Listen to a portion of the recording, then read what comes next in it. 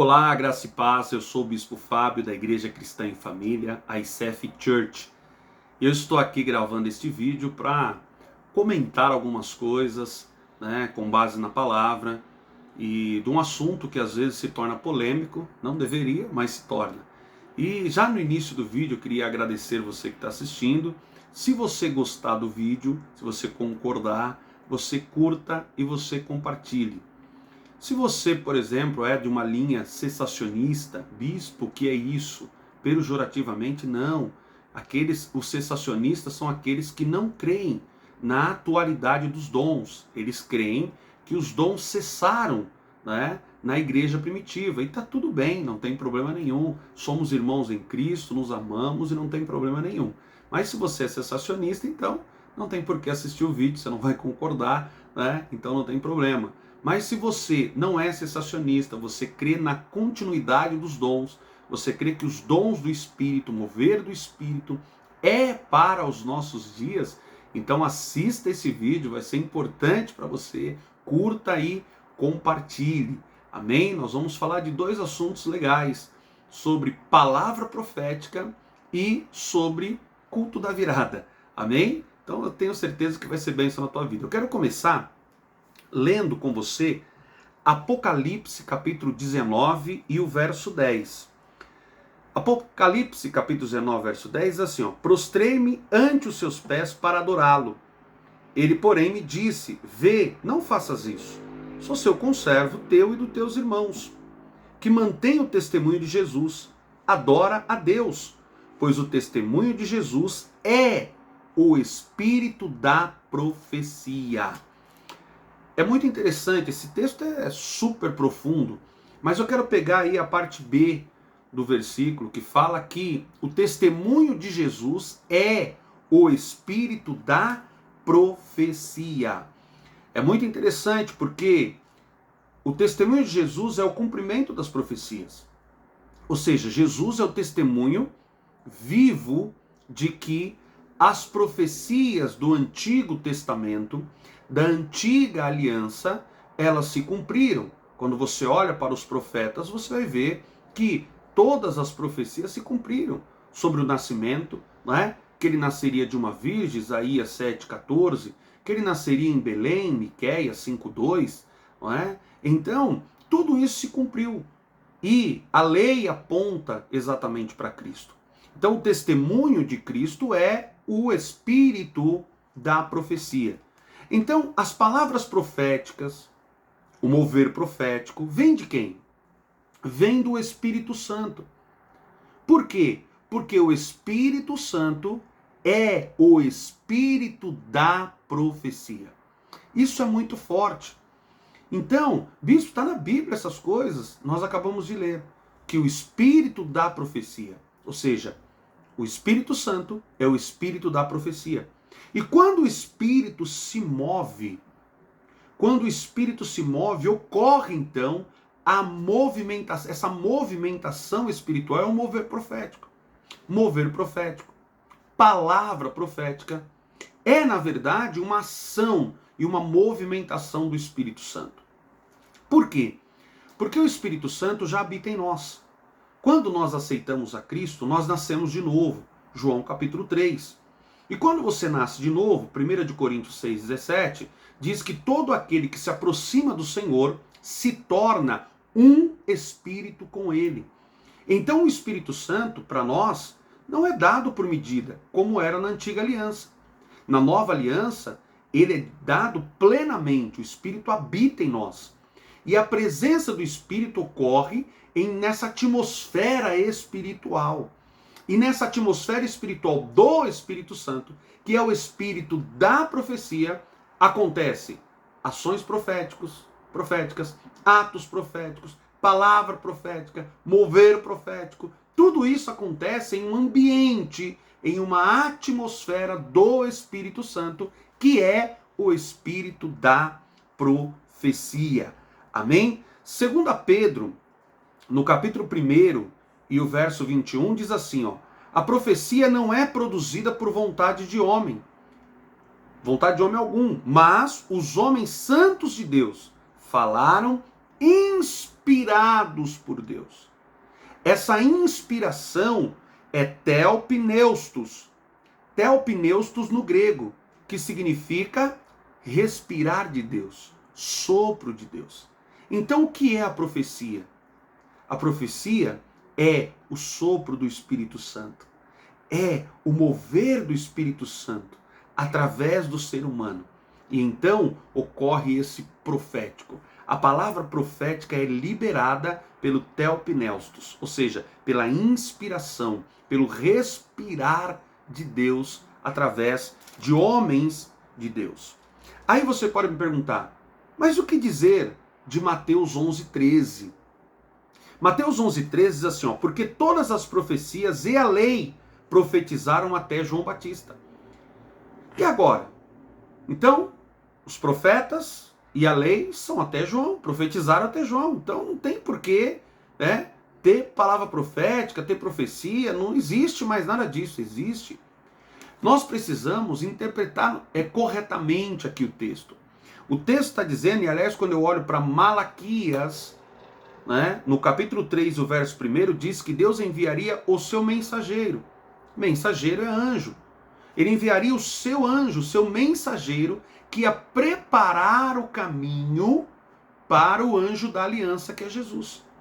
Então o anjo da aliança é Jesus. Aquele que ia preparar o caminho era João Batista. Então o João Batista é, na verdade, o precursor de Jesus. É aquele que já apontava Cristo. Após João, Jesus vem. E se Jesus vem, cumpriu-se a lei e os profetas. E como cumpriu-se a lei e os profetas em Jesus, então as profecias a partir daí, elas não são mais messiânicas. Elas são eclesiológicas, elas são sobre o reino de Deus. Porque já se cumpriu. O verbo se tornou carne, João capítulo 1. O verbo, que no princípio era o verbo era Deus, estava com Deus, ele tabernaculou conosco. Então, se cumpriu todas as profecias e os profetas se cumpriram. A lei e os profetas apontaram Cristo. Por isso que o apóstolo Paulo, escrevendo à igreja de Roma, ele fala, porque o fim da lei é Cristo. Ele não está dizendo que acabou também, não, viu? Ele está dizendo assim, o objetivo da lei era Cristo. E como Cristo veio, agora nós temos uma nova etapa. Nós temos uma nova aliança em Cristo Jesus. Então, o Espírito se move em nós. E o Espírito que se move em nós é o Espírito da profecia. Se o Espírito que se move em nós é o Espírito da profecia, então o mover é o quê? Profético. Então a palavra liberada é o quê? Profética. Então nós vivemos em um ambiente profético, em uma atmosfera profética. Porque o Espírito que se move é o Espírito da profecia. Então é isso que nós encontramos olhando para Apocalipse capítulo 19 e o verso 10. Nós encontramos então o Espírito da profecia e que é, na verdade, apontado por o testemunho de Jesus. O testemunho de Jesus é o Espírito da profecia. E o que é o testemunho de Jesus? O testemunho de Jesus é Deus dizendo para a igreja, olha, tudo que eu falei lá atrás se cumpriu. Através do Espírito da profecia. Jesus é o testemunho. Ele veio. Tudo que eu disse na lei e nos profetas se cumpriram.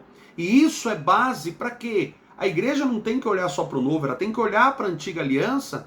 Para quê? Como algo que nos dá base, nos sustenta. Porque quando nós olhamos para lá, nós cremos ainda mais. Porque nós olhamos para Cristo e falamos, meu Deus, a lei e os profetas estavam certa. Ela se cumpriu em Cristo. Eu não preciso cumprir a lei, mas a lei e os profetas me trouxeram Cristo.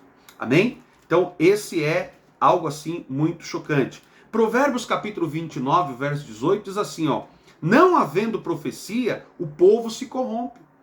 Quando não tem profecia, o povo se corrompe. Mas o que guarda a lei, esse é feliz. Bispo, como é que eu vou guardar a lei? Passou, é a antiga aliança. Hebreus capítulo 7, verso 12. Quando nós olhamos para Hebreus, capítulo 7, verso 12, diz o quê? Muda-se o sacerdócio, muda também a lei. O sacerdócio da antiga aliança era o sacerdócio levítico. era um sacerdócio nacional. Agora, Jesus é sacerdote segundo a ordem de Melquisedeque.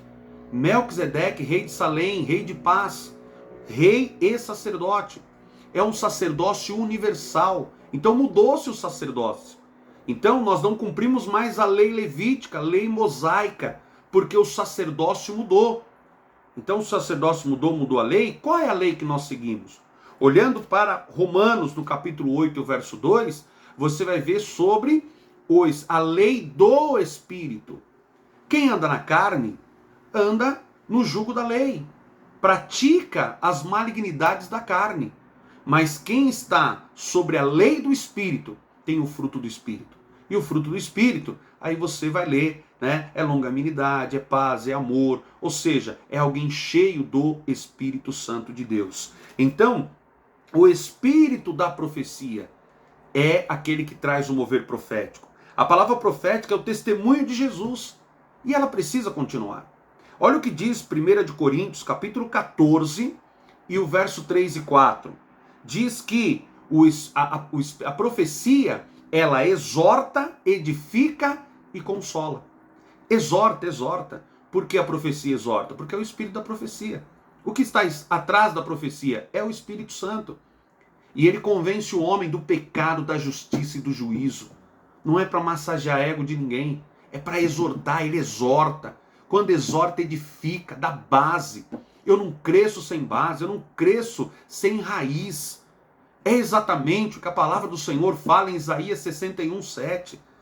Aliás, 61, 3 ou 4, se não me falha a memória, que vai nos chamar carvalho de justiça. O carvalho, ele vive entre 500 e 1000 anos. E na adversidade, as raízes dele são profundas. E ele é sustentado, ele tem base. Então a palavra profética, ela não é só para massagear ego, como muitos dizem, massagear o ego, como alguns dizem. Ah, recebeu a palavra profética, que vai ser bênção, e não sei o quê. Não funciona assim. Por quê? Porque o que o homem semear, ele colhe. Se eu plantar laranja, eu vou colher laranja. Não dá para colher melancia. Então, a palavra profética, ela não é só para massagear o ego. A palavra profética, ela exorta. Por isso que quando eu olho Jesus Cristo falando às 7 igrejas da Ásia, o que Jesus diz? Jesus ensinando, falando com as 7 igrejas da Ásia, no final de cada uma das igrejas diz: quem tem ouvidos, ouça o que o Espírito diz às igrejas. Meu Deus! O que isso significa, bispo? O Espírito da profecia diz às igrejas. Então, para cada igreja, o Espírito da profecia estava liberando uma palavra sobre cada anjo, cada bispo, cada líder das suas igrejas, exortando, edificando e consolando. Você vai olhar para as igrejas, vai ter exortação. Tenho, porém, contra ti, exortação. Edificação, faz isso. Consolação, ei, farei de vocês coluna no templo do meu Deus. Isso é esperança, consolação. A palavra profética traz consolação, traz esperança, traz promessas. 2024, eu creio, Deus nos deve de saúde até lá. Se Ele não arrebatar a sua igreja, que aí nós estaremos com Ele, então nós viveremos debaixo da palavra profética. Nós temos uma palavra que nos guia, nós temos uma palavra que nos orienta, nós temos uma palavra vinda do Espírito da profecia que vai nos guiar, nos orientar nesse ano de 2024, em nome de Jesus. Então a palavra profética é esse testemunho, que ela exorta, ela edifica e ela consola. A palavra profética nos envia para vivermos os nossos sonhos, estabelecer cada meta, cada projeto e irmos até o fim. Olha o que diz em Daniel capítulo 12 e o verso 13. Tu, porém, vai até o fim, porque descansarás e te levantarás na tua herança no fim dos dias. Meu Deus, que tremendo. Daniel sabia, eu tenho a salvação e eu vou viver tudo aquilo que Deus prometeu. Então, estabeleça metas, projetos, e através da palavra profética, do espírito da profecia, do mover profético, da ação profética, do ato profético. Bispo, quanto profético? É, porque nós temos o espírito da profecia. E quem tem o espírito da profecia tem o mover profético, a atmosfera profética, a palavra profética. Nós nos movemos no profético, em nome de Jesus. Então nós entendemos isso. Amém? E eu queria também falar, por que passar meia-noite na igreja? Eu sou igreja sozinho. Não, isso é uma mentira que foi contada. Você não é igreja sozinho. Você é membro de um corpo. Paulo ensina isso à igreja de Coríntios. Você é membro de um corpo. Juntos nós somos a igreja, o corpo místico de Cristo. Existe o corpo físico, o corpo memorial, que é na hora da ceia, e o corpo místico. O corpo místico é a igreja de Cristo, unida em comunhão. Então, para que passar meia-noite na igreja? Mateus 6,33, buscar primeiro o reino de Deus e a sua justiça. E as demais coisas, ou todas essas coisas, que coisa, bispo? Aqui estava citado acima, que estava preocupando eles, vai ser acrescentado. Aquilo que te preocupa vai ser acrescentado, porque você busca primeiro o reino de Deus. Então, em primeiro lugar, é gratidão. Eu sou grato ao meu Deus, eu quero estar onde o mover de Deus está. Eu quero estar onde Deus está agindo. Eu não quero estar em qualquer outro lugar. Não estamos criticando ninguém, mas eu quero estar onde o mover de Deus vai estar. Então eu já quero te convidar, vem para o culto da virada, às 10 da noite nesse dia 31. Segundo lugar, tempo de posicionamento. Eu vou me posicionar, eu vou rever situações. Sabe, sementes que eu coloquei o ano passado que não deram certo. Atitudes, posicionamentos que eu percebi, amadureci, vi que não é legal, vou fazer diferente. Deus está te chamando para fazer diferente. Amém? Terceiro lugar, demonstrar aonde está a minha prioridade. Onde está a sua prioridade? A sua prioridade é o quê?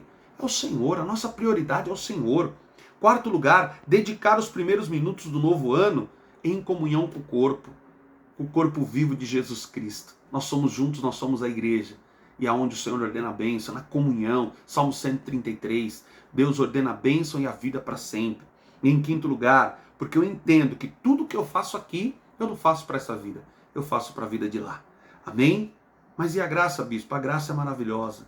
Jesus nos alcançou, a graça me alcançou. Glória a Deus.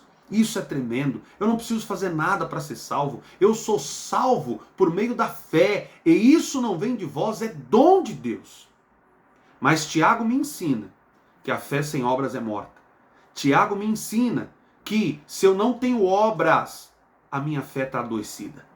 Talvez eu possa crer em vão. Então, quando nós entendemos o que é o tribunal de Cristo, o tribunal de Cristo me mostra que as obras é para o reino. Salvação, eu creio em Jesus Cristo. Ninguém será condenado porque pecou. Será condenado por não aceitar o Salvador. Aceite o Salvador e você está salvo. Agora, a tua salvação e reino são coisas diferentes. Eu sou salvo. Para eu reinar, eu preciso de obras. Porque as minhas obras passarão no fogo. Se ela for prata, ouro, ela então vai me dar galardão. Se ela for palha, feno, madeira, queima, não vou ter galardão. Então o galardão vem através das obras. Então tudo que eu faço aqui é para a vida de lá. Amém? Deus abençoe. Eu quero te agradecer, você que assistiu até aqui. Se você gostou desse estudo, compartilhe, deixa o teu like aí, compartilhe. Se você não gostou, não tem problema. Nós continuamos te amar, né? Nós somos família de Deus. Só deleta. Amém? Deus abençoe e fique na paz.